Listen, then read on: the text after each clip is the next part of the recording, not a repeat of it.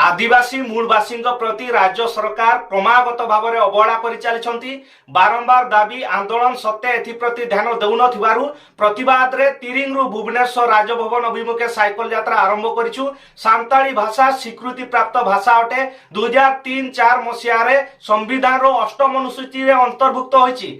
भारत सरकार संस्कृति मंत्रालय अधीन रे थिबा साहित्य एकाडेमी द्वारा 2005 मसीह मान्यता लाभ करछि। किंतु अति दुख एवं परितापर विषय ओडिशा सरकार आज पर्यंत सांताली भाषा को आवश्यक स्वीकृति प्रदान करि पारले नहीं। संविधान धारा 345 अनुसार राज्य विधानसभा नियमावली प्रस्तुत करी भाषा सरकारी कार्यालय रे व्यवहार करि पारिबे एवं द्वितीय राजभाषा भाव में मध्य घोषणा करि पारिबे।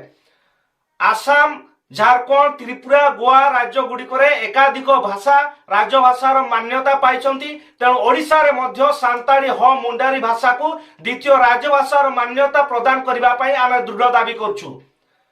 द्वितीयतः आदिवासी मानकर पारंपरिक विचार व्यवस्था माझी पारगाना, मानकी, मुंडा, पहाड़ी प्रधान इत्यादि को ओडिशा सरकार स्वीकृति देवा संगे संगे पारंपरिक मुख्यों को स्वतंत्र भत्ता प्रदान करने आम दृढ़ दाबी करुछु।